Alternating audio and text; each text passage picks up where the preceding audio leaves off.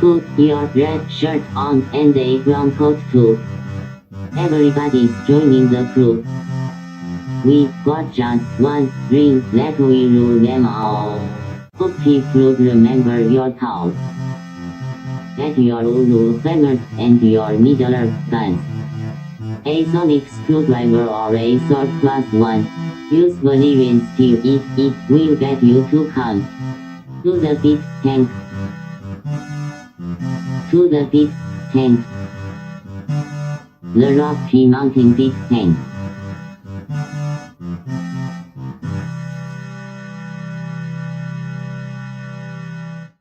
Hi, I'm Guy, Hi, I'm Troy. Hi, I'm Alex.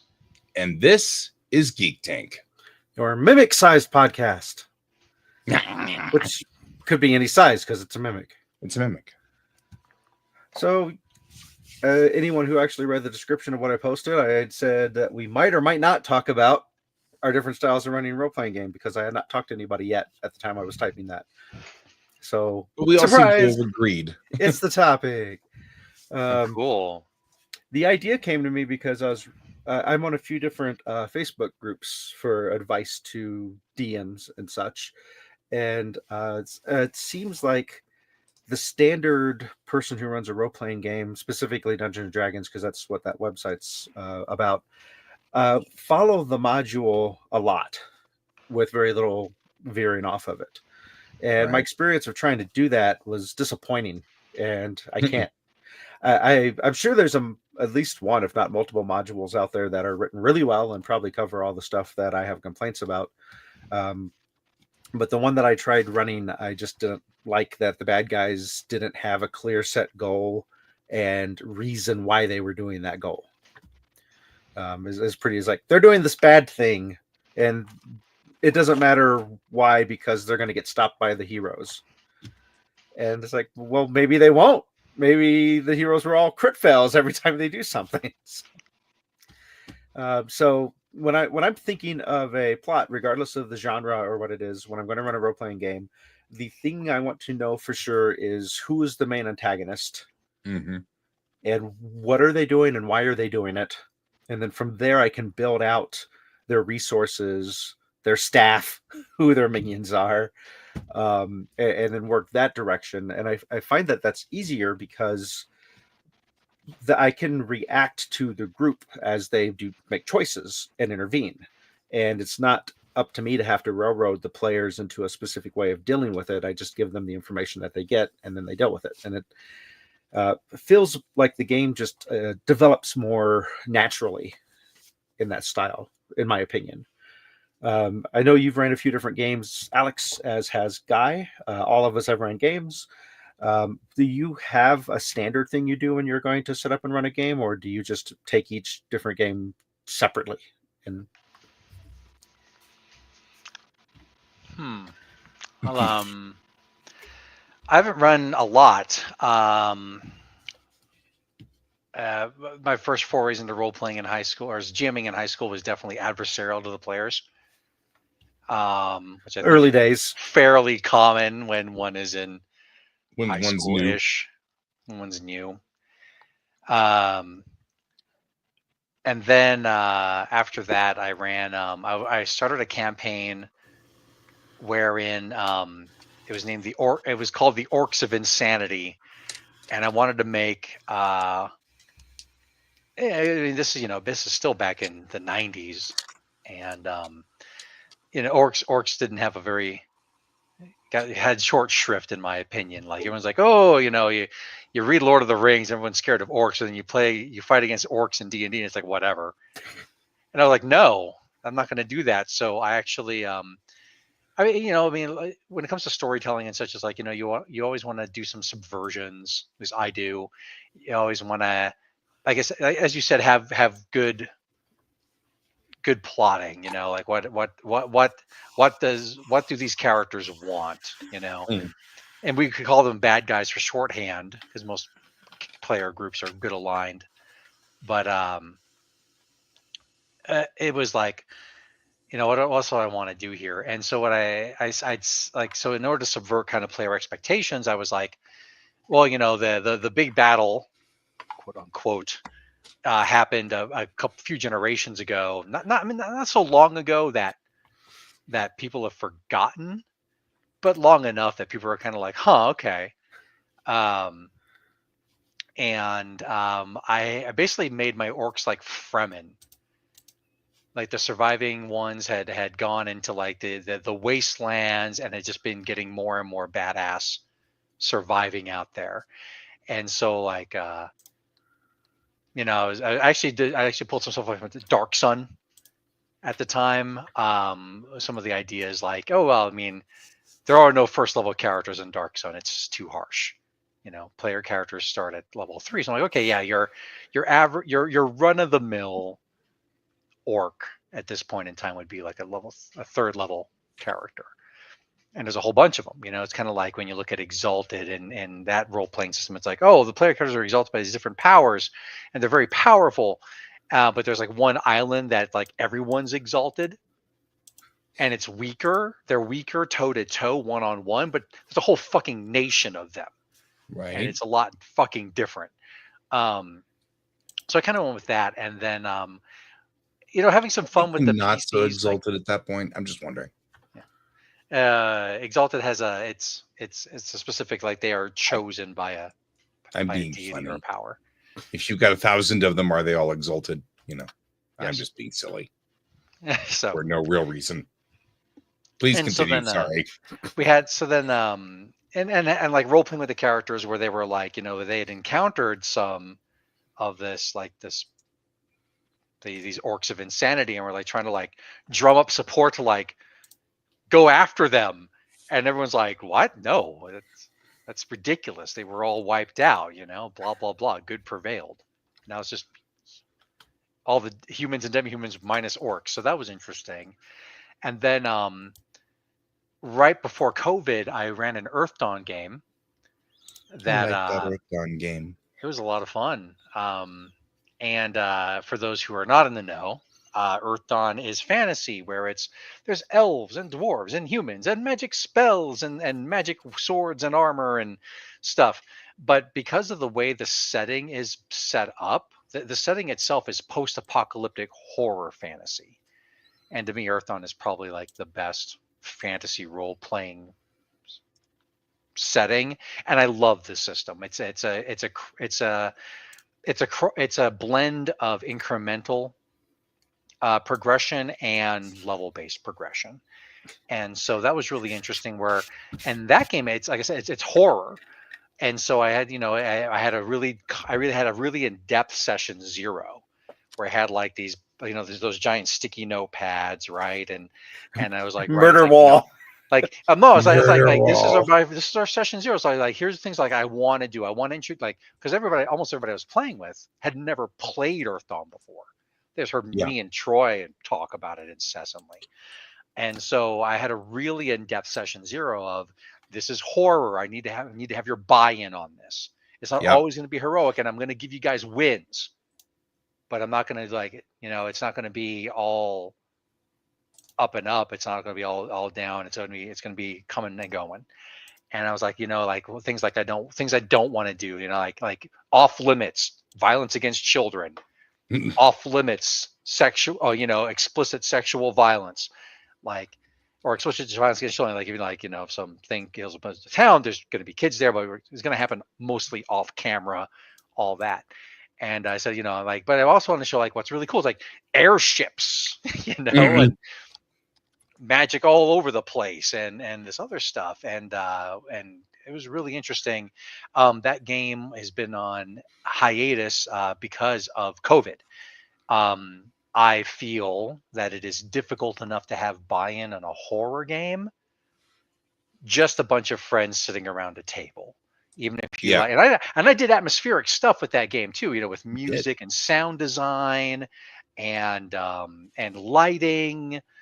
At one point I realized that the players didn't really know some stuff that they should know as characters. And I'm like, okay, this session is now scrapped. This is going to be like, you're in a tavern, and this bard is doing this epic tale that everyone's heard of, but he's doing a really good job of it. And I hit these points. And I had done a few things like where I was like, okay, well, we're going to be doing in that game especially, like I had no problem stirring the shit amongst my players. Just the nature of the game. But it's like when stuff started to spill over into real life, in real time, in real life, that was like, hey guys, let's time this out. One of the things I did in that game that I do love is it's horror, so there's always a level of paranoia with the way that with some of the horror that goes on in the game. And so I had a rule where it was like I will pass notes to people. And the rule is that note is just for you. You cannot show that note to anybody else. You can convey what's on the note. You can do it in character if you're comfortable, or out of character, like, oh, this just says da da da. If you don't want to do a role playing thing or whatever, you can lie about it. You don't have to say anything. The note might have nothing on it, but the rule is you do not get to show the note to anybody else. I always thought that was a clever mechanic as far as the horror game went, because you'd pass a note and it was like, no, what's going on? And there might not be anything on it, but we didn't know that. Right. Or I'd pass a note to somebody and it would just be like, because I mean, I also think that like there's a lot of stuff that happens around most tables that kind of isn't the player's job to do. I know the GM already has a lot on their plate, right? All the NPCs, all the stories, all and I'm going to kind of backtrack to Orcs of Insanity because, I mean, I'll say in Earth Dawn. So Earth Dawn, like I said, is like I had like this tour I wanted to do of these different areas in the main setting because I actually want to run half a dozen different Earth Dawn games. And this is the game I said to my players, you can play whatever you want, any combination of species, classes, whatever you want to do. It's my job as the GM to make sure that I don't put challenges in your way that you can't overcome. Like I'm not going to put you into a trap-filled dungeon you don't have to thief at it. That's just me being an asshole at that point in time. But it's like, because the other games I want to play, I want to GM, are going to have varying levels of I say what you are. Like right. I wanted to do one. Speaking of orcs, one game I wanted to play was the recreation of the orcish nation of Carafod. Well, guess what? Everyone's playing orcs. There you go. And so things like that. What I did, and so this was more of like a grand tour, all this other stuff, and also in player expectations, trying to set up what was going on. There is a place in the main setting called Parlength. And Parlength it's a lot. Disneyland. It is a lot going on in Parlength. And what I told my players was, I will get you to Parlength when we get there. And like I'm thinking, it's a system with 1 to 15 levels. And I said, you're not going to get to Parlength to at least probably 4th level, maybe 5th. But it's one of those kind of proving grounds. And it's the kind of thing, it's like I want people to know how to play their character, how to use their characters' abilities, how to play their characters in role playing, have an idea of what's going on in this world. And I said, when we get, like, I want character death and dismemberment or other things to mean something. I'm not just going to throw it away on a bad dice roll. But I'm telling you right now, when this map of Bar Save gets taken down, and you'll know you're going to Parlength. You're not going to show up there on accident. And when the map of Parlength goes up because you're there, the gloves are off. I'm not going to kill you off outright unless that's what you want to do. But things are going to get gnarly. When it came to Orcs of Insanity, I actually had a timeline planned out of if, like this is what my Fremen want to do. This is how they're going to go about it. And then, as you were saying, Troy, it's like if the player characters and other beings in the world work against that, or do things that the Fremen don't anticipate, then they will have to change course or deal with things, or which I thought was really cool. to do too. But like the Earth Dawn game, the basic game was just a welcome to Earth Dawn. Let's see let's see if you like this setting as much as I do. If you don't, totally cool. Mm-hmm. But then you can decide if you want to be in the other games. The last thing I GM'd was actually one shot. It turned out to be, of course, it turns out like a 3-shot or something in the D&D game we're in that Troy's GMing. And that is in the earlier years of the game before we're kind of rounding the corner toward the end is what we've been told for Wheel or Woe. But in the earlier days, we had some guest GMing going on, and I was one of the guest GMs, where my character was an NPC in this particular game, and I ran a module. And the module I ran was legally distinct from Phantom of the Opera.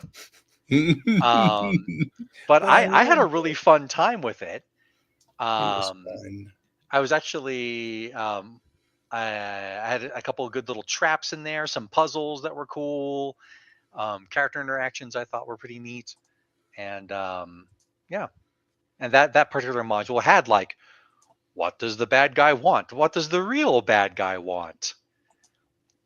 This person is being an obstructionist just because they're kind of an asshole and don't like the PCs, kind of thing. And it was good.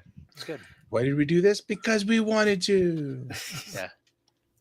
That was fun. I definitely like the different aspects that each guest GM brought to what they did, because it was like having a guest writer for a series. Mm-hmm. And we had just a few rules. The person guest GMing's character couldn't be pivotal in the outcome of that adventure.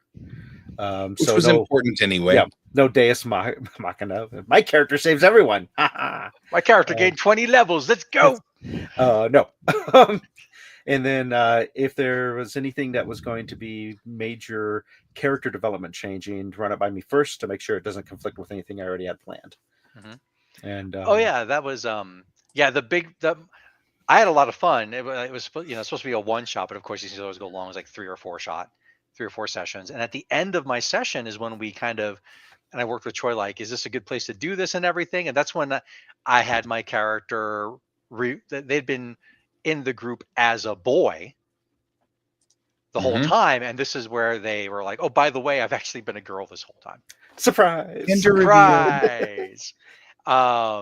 Which was really fun. And and I think the thing that I do a lot of as I kind of circle around is because like Troy didn't give us any time to prepare. Oh, he gave us like 2 minutes to prepare on this topic, and that extemp. But is that I like to be evocative. Mm-hmm. I like playing with the lighting. I like playing with the soundscape, not just like here's the cool like for the fight against the Phantom of the Opera, I had this epic orchestral version of Battle with the Four Fiends ready to go, and it was awesome. But also like, here's some sounds here, here's some sounds there, and even like when like in the Earthbound game, there's a couple times I just put something on like really, really low just to create unease. And people probably didn't pick up on it consciously, but it was subconscious. I'm like, here we go. And I like doing that. I like making things evocative and interesting and try to get people to feel like they're in that place. So cool. I'm having a little bit of a brain fart. I feel like it was me that was running the game. It was definitely not in the Earth Dawn system. But I feel like I kind of started an Earth Dawn game, and it might have been in GURPS or something.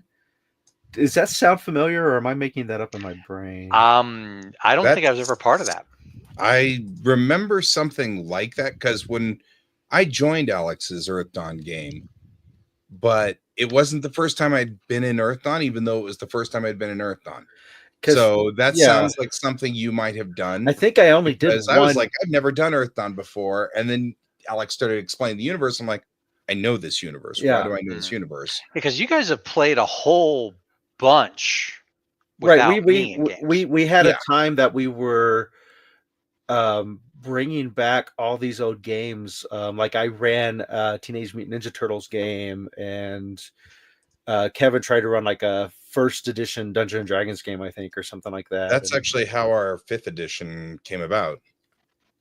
Oh, as I recall, was that particular. There's a history behind that particular one. But I remember coming up with this idea and starting it as a game because I thought it was a really cool idea, but I didn't think it through a lot.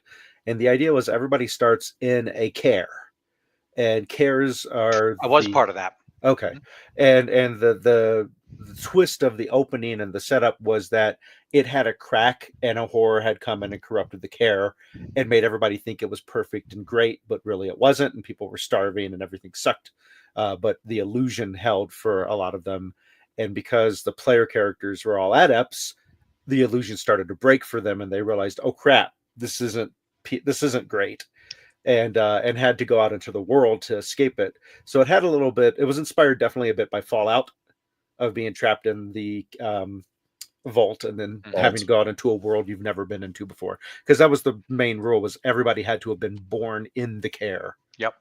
Yeah, I do remember that now. Yeah. But I wasn't using Earth Dawn as a system because which I wasn't the best. I think it's just set in the universe. Yeah. All right. We have 6 minutes before we're going to do our thing. So do you want to start in on something, Guy, and then just take a pause if you're not done by then? Well, we'll just take a pause. I mean, okay. So first of all, I want to acknowledge some of the comments because we don't actually have them live on screen. Because of course, Brent's in here saying, now you can play as an orc, which I feel like is probably because of Grog. I'm just saying. I think Grog's a giant. I think Grog is too, but I think that the idea is that he's supposed to be, but I think there are people who are like, but I want to play an orc like Grog. So I think that's what's kind of going on in that one. That's my theory. It's a tinfoil hat theory, and I will anyway.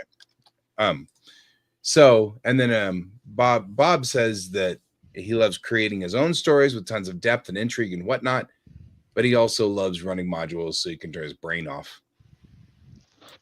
And then Brent says a pitch black swamp, which I don't know what that means, but probably meant swamp. Maybe. And then, Alex creates an environment. So just acknowledging those posts that were over there because, because they're there.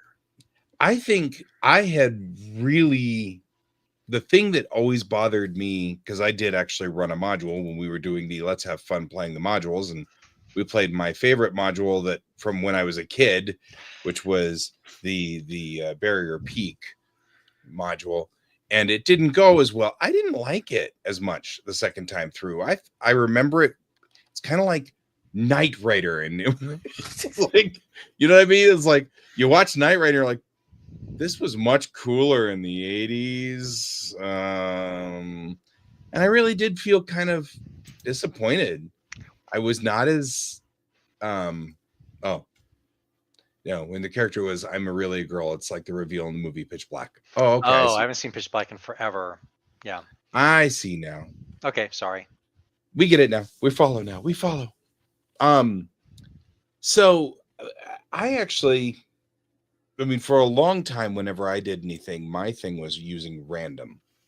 I like to randomly generate things. There's a company out there called Roll and Play Press, and they just make effectively random tables in little books, so that when your players decide to go into a tavern, you pull the book out, open it to the page called Taverns, and start rolling the dice. Well, there's 4 people in there. One of them's a fighter. One of them's and you can just create the environment in there so that it's random. The major reason I go with random, of course, is because I was starting to become redundant. The things I was doing were all the same, and I didn't like the sameness that I was coming up with, so I started doing the things randomly. But the one thing that bothers me the most about these pre-built modules was, what were these goblins doing in this room? Why are there 50 goblins in this room? Were they playing cards? What were they doing in there? They're just jacking it. Right? They had nothing better to do than to stand around the room waiting for some hero to walk in. Finally, we've got something to do. Attack him, boys. It was like just that was always my problem. So I actually kind of dug the idea that everything was trying to do something and give them a job. Why were they in this room? What were they doing?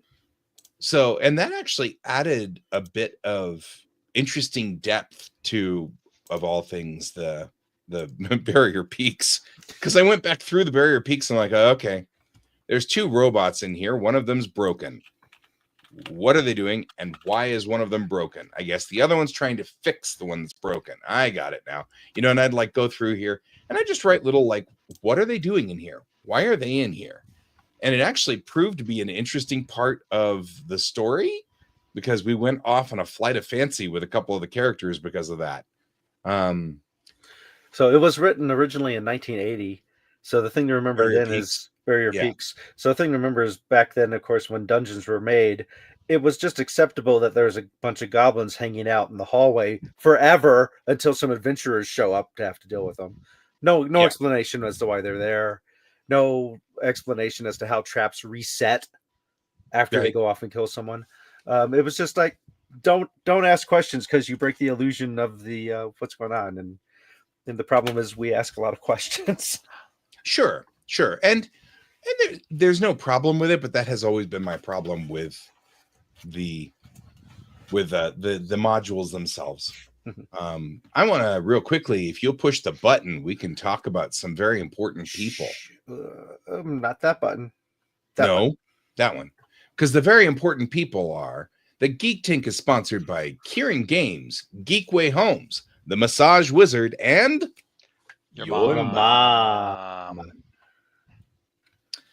Just wanted to point that out while we're at it before I move into the next sort of section. I wanted to. Speaking of things hanging around without making any sense, your mom. Your mom. Actually, that been so kind of thinking back on just the history of GMing. Prior to our group hanging out, I actually GM'd most of the games. It's one of the reasons why I prefer to play with this group is because from junior high until we all started role playing in our group, I was the GM because nobody else could do it, I guess. I don't know. But I didn't want to always be the GM. They were all like, oh, we don't want to be the GM. Let a guy be the GM. You did great last time. And it was okay. So it had been quite a while since I had GM'd last when we started the Starfinder game, which was that was the extension of Kevin's game. He had started his D&D 1. I think he did a D&D, so it was actually Pathfinder. That I remember. And then we evolved it to Pathfinder because it wasn't D&D. D&D 2 is just, or AD&D is still, it was just such a mess. And that lasted, I think, 4 games or 5 before Kevin got very frustrated with the whole situation and all that stuff. So was it D&D or Pathfinder that had the whole sarcophagus? It was Pathfinder. I was in there on that one because that's the one I got into, and he was very strict about new players had to start at level 1. Yeah, and you guys, I think, were like level 4 or 5. So yeah, you were way behind us. But to make it make sense, because I was recreating a character concept I had a long time ago, which was like what happened to a bunch of the assassins and the Brotherhood of Assassin's Creed when the Assassin's Creed hierarchy fell apart. It's like, did they disband? What happened? And so I was playing a really young kid who was a level 1 assassin who now no longer had a guild or anyone. Right. And so he latched on to the most violent person in the group who admitted out of character, my character's crazy. And everyone's following him as the leader. That made it funnier. I'm like, well, my guy's like 13, so that's his excuse for being stupid. So he thinks it's cool. It's cool. There is a certain amount of truth to that. Brent's putting up an interesting thing, which I think I will steal. That's a good one. Mercilessly, which was he had a DM that used the line, when you walk into the room, there is a goblin standing in front of you with a sign that reads, caution, traps being reset. And he would describe it like a road worker. And I got to admit, I think that would be really entertaining. Guy, middle of you're starting to desync. Everything okay with your connection and stuff? Yeah. Maybe. Am Bye. I syncing back? Seems to be. Okay. Okay. Sorry. We're good. We're good. Somebody microwaving. Somebody was microwaving. I'm by myself, so that has to be George. Right. I did notice that like your backlighting is off. What's up with that? The backlighting's downstairs, so I can film all of you guys telling me war stories of role-playing games. Oh, okay. Have you gotten anybody besides me yet? No. Okay. I sent it in for grading. We'll see what he says. If he says change your lights or whatever, I'm gonna wait before I start bringing other people in. Gotcha. Your set looks too much like Star Trek, the original series. Change your It was beautiful. I loved it. Cool. He didn't tell me not to make it look like Star Trek original series. So instead of leaving our listeners / viewers hanging, the whole sarcophagus thing was Kevin was running Pathfinder, and I believe he was following the module straight out, and that's where the issue came in. And the module assumed the players were going to open the sarcophagus, but the majority of us are like, there's more dungeon to explore, and there might be like an undead thing in there we have to fight. We don't want to fight it yet. Let's go do other stuff first. And Kevin's like, I don't know what to do. So he didn't say that out loud, or otherwise we'd be like, oh, do you need us to open that? Because I guess we could. We didn't realize that the game screeched to a halt if we didn't. Which brings me kind of to the idea of railroading. I've been thinking a little bit about. Well, as I'm discovering, a little bit is necessary. A little bit is always necessary, but how much do you do before you're, well, and I never railroad anymore so much as get consensus from my players, right? Hey guys, we've really got to go into this, this cave or whatever. Can we just kind of work that out story-wise? Because you're talking, when you started this, you said, let's talk about our styles. And I am a very cinematic style GM. Not only am I really lousy at math, and math has really never been a thing I've been good at to begin with, but on top of that, I'm not a real big, we got to stick to every rule and everything like that. I feel like rules are there so that you don't become super powerful. And, I go into the room and kill the bad guy. Adventure done. That's what rules are there for. So I feel like that's kind of, so I'm a very cinematic GM. So I kind of like more along the lines of, yeah, sure, we can do that, especially if it's funny. I love anything that's funny.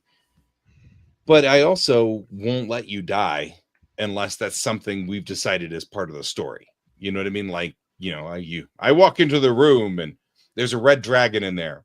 I'm level 2. I'll fight him. Oh, okay. But the dragon just laughs at you and kicks you out, sort of thing. Like, so that's what we were talking about something earlier, and somebody had just posted the intro page to Vampire the Masquerade. And I had seen that it's been traveling around. It's been traveling around a lot on my forums because I'm in a bunch of role-playing forums, and the last couple of days it's been traveling around. And essentially what it says is, hey, this game is full of all the dark things in life. It's got sexual abuse. It's got drug abuse. It's got all of these things that are horrible. Make sure your players are okay with this before you start. This game is full of monsters, but it's just a game. It's not an excuse for you to be a monster. And I was like, okay. And this, of course, I believe it predates the tradition of Session 0. But, or at least where I've seen Session 0s showing up in games. And I just thought, I thought, considering how dark Vampire the Masquerade can get, and for that matter, how dark Earth Dawn can get, I thought it was interesting that was a choice that the publishers made in this. And a good choice, in my opinion. And I think that was a wise move. Wanted to put that out there because I thought that was an interesting thing. When you were talking about how, especially Alex, you were talking about how dark it can get. And, we had to really get buy-in on that, and stuff. So, yeah, and part of that is your players or you, the GM or guests can always be like, like we got to tap out. Yeah. We need the time. We need to. I mean, this is getting too much. Which is fair. Yeah. One thing I did too, also, because Bob, Troy, and I were all in different parts. Part of the Earthdawn game, which I was in from beginning to end, 8.5 years, that I was a player in. And to me, actually, the GM who GM that game is like, "Oh, you're gonna play Earthdawn? You want to DM Earthdawn? That's great." One piece of advice that he gave me was, "Don't put it in our world." And I just looked at him and I said, "I'm sorry, I have to, because to me, there's only one Earthdawn continuity." And but I did tell my players this too. It's like, okay, so I get the heads up, like, no, yes, I was part of this game. The game in game time lasted for years and years and years too. I said, but here's the thing: I have a definite end for where I want this campaign to go, and it's about 5 years of game time, not necessarily session time, but 5 years ish of game time. And I said, and then that game will happen. The events of that story will happen. And and if we want to, we can end the game. We can end our game there, which is cool. If you want to continue to have your characters be part of the story and everything, I can make that happen.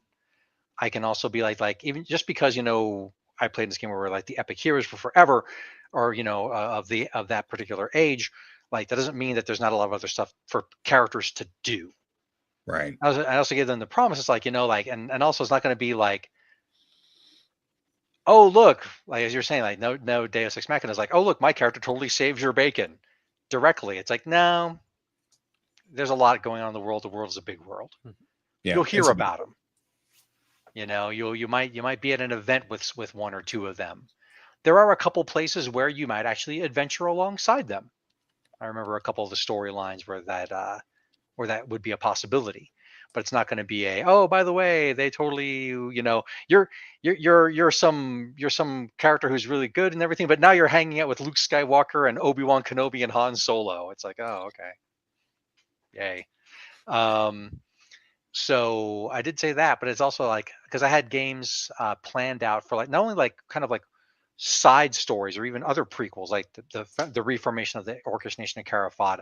I also had a game I wanted to run that was going to be one of the main antagonists that's not horrors is is another nation called Thera, the Great Isle, and they are motherfuckers. And I was going to play a game. I was going to say, okay, in this game, everyone's playing, everyone's playing Theran adepts, trying to reconquistador their lost provinces after the events of the cataclysm, basically. And it's like, so I was going to have the first several sessions or several arcs be, you're the pride of Thera. You're going out and doing this. And I was going to start showing the cracks in that and making people have to make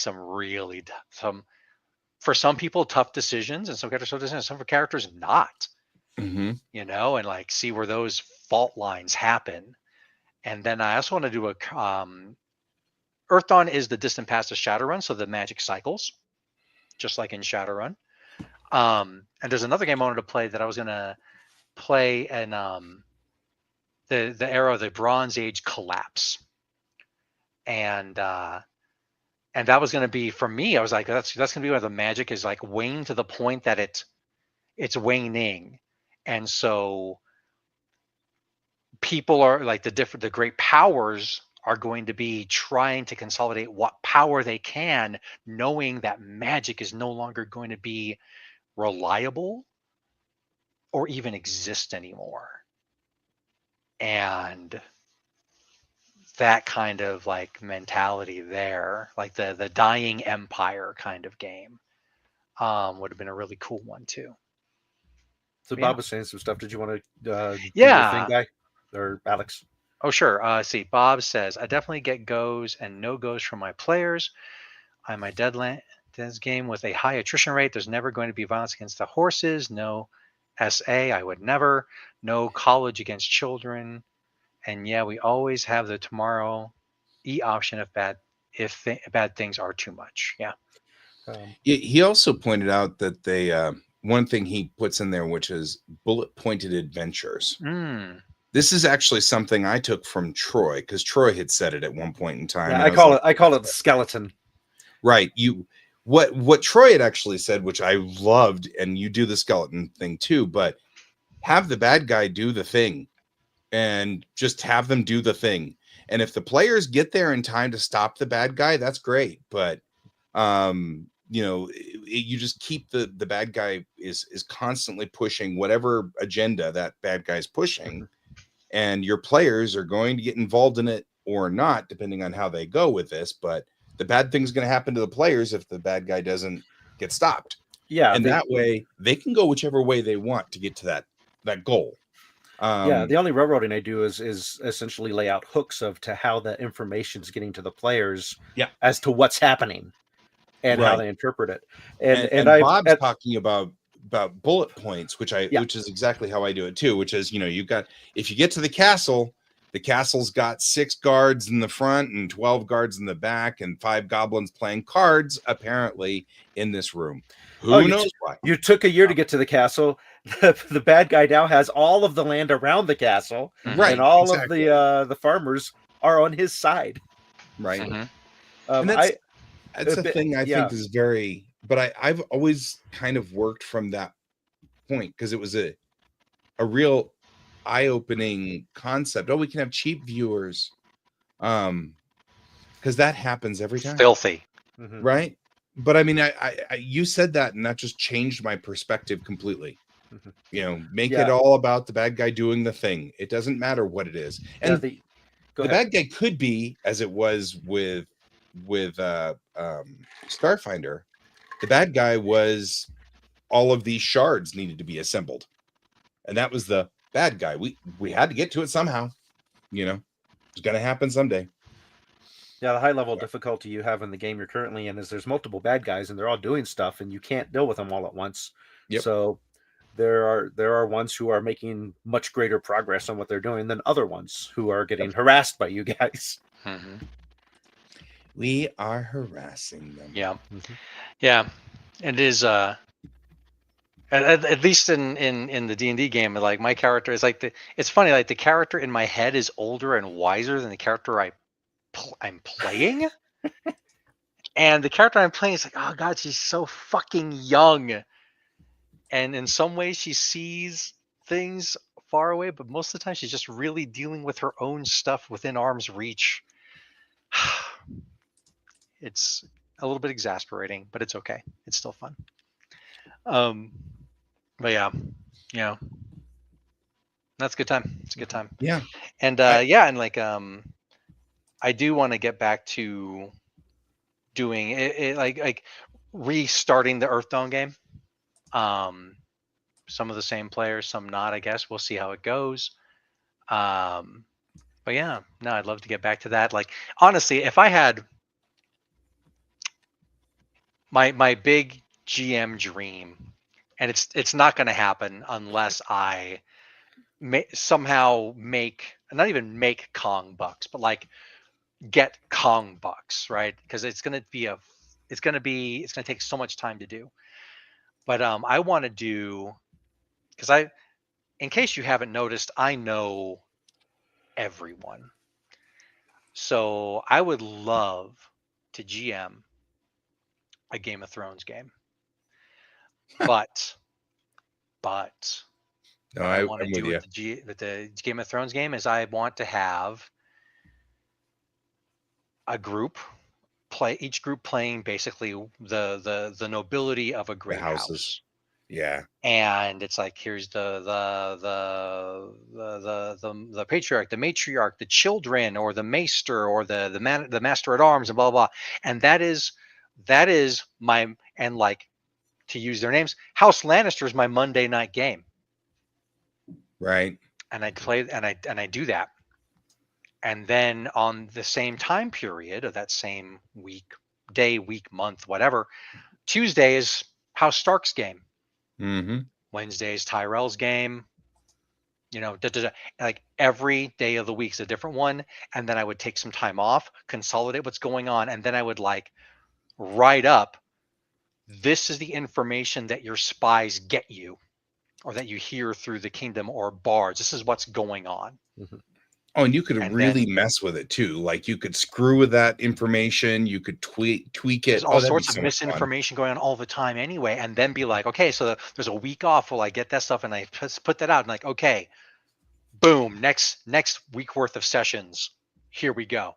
Mhm. And do it like I that. dig But it. I mean, it Yeah, would and take then there'd be so much special training. events like the joust, so you'd have 2 or 3 groups come together. Exactly. And you'd Yeah. have, and then I'd be like, okay, well, GM friends I know who aren't involved in this, I'm going to need your help on this, and bring them in and be like, okay, let's see what happens. It'd be, Definitely part of the expense would be you'd want to record every session so you could go back and review it Right. instead of having to take copious notes. right. I'm going to need to hire a temp. Yeah, I'm gonna have We're going to need a bigger boat. a court stenographer. Stenographer. Yeah, no, but it'd be, like I said, it would take so much time, and because of that, resources, that it's, you know, it's just probably not going to happen. I'm sorry. If it were to happen on April 1st, you would have to run an episode where it's just audio and all black. And people are like, what's going on? It's like, it's our final episode. You can't see it. Hilarity. All right. Clarity will ensue. Man. Yeah, I definitely, for anyone thinking of running a game, I guess the biggest thing I would recommend is have the right group, because the group, and this is where session 0, coming back to that again, is important. The players and the GM need to be on the same page as to what their goal is to get out of the game. Guy and I went and checked out the new location for Black and Red, and happened over here a couple talking about wanting to get back into D&D, and the conversation had come up about having the guy had said something about having that one player who only wanted to play serious while the rest of his players wanted to have the game be lighthearted and fun. And it's like, got to have session 0 so that person knows that's the way it goes. Which I actually feel like that was a problem that I have recently run into, even with Alex, even because I seem to remember. Well, no, I seem to remember that we kind of were having that problem, not problem, but the Starfinder game was becoming more like Guardians of the Galaxy, and I felt like you were kind of like, oh man, I was hoping it'd be a little more serious. It wasn't a conflict, but I was kind of like, oh, I kind of felt bad. I was like, I could see where you're coming from, and I did kind of encourage it to go wander off into Guardians of the Galaxy land, didn't I? A little bit. Yeah, but I mean, it didn't help that, like, because we did switch GMs in midstream, and then the focus of the game did change, but like, unfortunately, like my character as the character, he was basically a ranger, and not like an army ranger, like he was like a ranger, like in Lord of the Rings, Strider, but stuck on a fucking tin can. Yeah, it was very funny. It was driving him crazy, and he wasn't fun to play in that. Yeah, and it's like I couldn't let him go, and you had a hard time finding what to do with him. Yeah. Oh yeah. It was rough. If we had done a session 0 and you're like, oh, we're gonna try to be a little bit more, think Guardians of the Galaxy, think even Firefly, where it's going to be comedic and funny until it isn't. Okay, then I could still have played a similar character. Yeah. But then I probably would have been like honestly, like the straight man. Yeah. Yeah. And then I can try to find the joy in that game that way. But that's not kind of how. Yeah, we didn't really have a session 0 when the switch happened and everything, and it's okay. No, we didn't. And it was. I'm mad now. I'm recovering the. Yeah, no. And I actually, it's interesting. I'm only bringing these up because, I know that all 3 of us here on this show are very good with one another. So these are great because there have been conflicts where a session 0 would have been great, but not just a session 0 about oh, do we want to have sexual assault on this or not? Which is what a lot of people think of when session 0. But there's other things too, which is the tone of this game is going to be X. A conflict that Troy and I routinely have is I'll fudge a roll. And that's not a line that Troy likes to cross. Not as GMs, and definitely not allowed as players. Right. But I'm just saying, as a GM, I feel like I'll fudge a roll. You know, if I roll the dice and it comes up as I'm rolling let's say I'm rolling your defense or whatever. I get, the dragon's going to kill you. Roll the dice. Oh, crap. It killed you a lot. Yeah, it didn't kill you. It just, you're unconscious. You know what I mean? I'll fudge that. My solution I've come to, and this has been a change over the past couple of years from running this game, is I no longer make dice rolls if it's something I would fudge. Right. It's kind of like you just make it happen. Because why am I rolling if I already have a predetermined idea of what it should be? And hits came about the death of Fox. Yeah, right. I think that's a different story. Because you and I have two different reasons when we would do that. But like, for example, I would roll the dice just because we got to follow the rules on whether this attack did 25 points of damage to you or not. But if you've only got 21 points of hit points, then I might fudge it and make it do 20 points of damage to you so that you're at 1 hit point. Because now your character still is in the game. But I just had too many games where player 1 gets himself kicked out, 4 minutes into the game in the first fight, and then ends up sitting over in the corner for the next 3 hours twiddling his thumbs. That's a system problem. And so, right. But I mean, and that that came from my early days of inexperience, just like Alex. We all had our problems early on, and so from the early days, I just had always done got the resentment of having to sit in the corner for 3 hours because combat in some role-playing games take way too long. Forever. Yeah. As a more mature player now, I bring drawing materials for this very reason. You guys can fight for the next 3 hours and I will paint this picture and be happy as a clam. And that's my way of handling it. But when we're talking about early on when I was GMing, so I didn't actually even think that was not something that I didn't even think that was a problem until I talked to Troy. Mm-hmm. That was just the way I always did it. I had been doing it since I had made that adjustment. And now I alter and change the way I deal with this as well, for the exact reason that Troy said, which is if it's a predetermined thing, then I will just decide that the only thing that does kind of throw a monkey wrench in that is if I want the dragon to attack you, and I don't really care how much damage it does, but I do care if it kills you, then I'll still roll the dice, because and this is just a difference of 2 points. It's just a difference of opinion, because to me, the game part of role-playing game means that when you're going to actually engage in the role aspect, it's worth sticking to them to some degree. And there's also a bit of, just as a storyteller and an improviser, it feels dishonest to make me think, oh, cool, I just survived the odds because you only wrote a 20 instead of a 21. But really, you wrote over a 20 and I didn't survive the odds. It was only changed by you. And that when I find out that's not knowing it ahead of time. Knowing it ahead of time is I prepare myself of the roll's going to be whatever the roll is. And if guy doesn't like it, he's going to change it. I won't know. Right. Although, like I said, I didn't even know this was a thing until you just assumed everybody did it.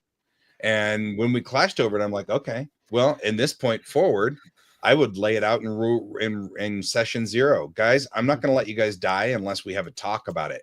So if you guys take 22 points of damage and you only have 20 points, I'm going to fudge it back to 19 points. And that's just the nature of the beast. And, I won't fudge stuff I wouldn't fudge stuff. Like you said, if I had a predetermined idea of what was going on, that's a different story. Mm-hmm. I do like to roll dice like Alex likes to send ninja notes. Like, I like to roll dice behind the screen. Oh, no, it's okay. Just keep talking, and make all the players go, uh-oh, what's he rolling dice for? And I'm doing nothing. There's nothing. I'm not rolling. Well, whenever somebody walks into a room and they're like, "I look for traps," and you don't roll, then they know for sure there's no traps. There's no traps. Yeah. Right. Now, see, here's and actually I tangented on notes because notes are awesome. But there's one thing that I think I mentioned. Like, there's a lot of things that I think that GMs, like players, make the role when they kind of shouldn't. Like, I'm looking for traps, okay, and like I have a GM control sheet which has relevant skills or passive perceptions and stuff like that, where I can go and roll it and look and go, you don't find any. Right. You know, does that mean there's no traps there? Does that mean you rolled really well and there's no traps? Does that mean you rolled like shit and there's a shit ton of traps? Right. Find out. I also like one thing that I like a lot is instead of saying things are yes no, I like to go with like yes and yes but no but no and no and. And so I'm thinking about, I've got 20 points and I'm going to be, I'm getting run down by this enemy knight, and they hit me for 22 points. Okay. I'll be like, okay, now what do I get to do to you? Because it's not a particularly dramatic death, but I'm like, okay, you're hit. The fight goes on. Everyone's like, oh shit, what happened to so and so and so? Oh God, he's still alive. Do you have any healing message left? No. It's like, okay, well, they're going to try to get him back to town. Oh shit, and like that's a whole other boatload of problems. And I'm a big proponent of that. It's like problems. I do want to acknowledge Bob's statement, because Bob did made a good statement over there where he says new GMs need to remember to be themselves. None of us are Matt Mercer. Have fun. Don't burn yourself out doing too much. And the reverse of that for new players, don't advice. And the reverse for that for new players is don't expect your GM to be Matt Mercer. Right? Because your GM's probably not a professionally paid voice actor who has all the time and money on the world to do games and whatever write it is plots he wants to do. stuff. Yeah. Right. Yeah. Well, we are at our 10 o'clock time. I think this was a great episode. I love this episode. I want to, at some point in time, maybe the next episode, we can discuss things that we wish players wouldn't do from the point of view of DMs. Like, you're a player in my game. What are things that I don't want you to do or would rather you didn't do? That sounds dangerous, so let's do it. Yeah. We'll talk about specifically Bob and Brent. No. Good night, Bob. See you later. Good night, Bob. Good night, Brent. Good night, Brent. Sleep. Good night, John Boy. Wake. Good night, Jeremy. Thanks, Jeremy. Thank you, Jeremy. And we will see you guys all next week, because that's, of course, all the time that we have for today. Until next week, I've been Guy. I've been Troy. And I've been Alex. And this is Geek Tank. Yes.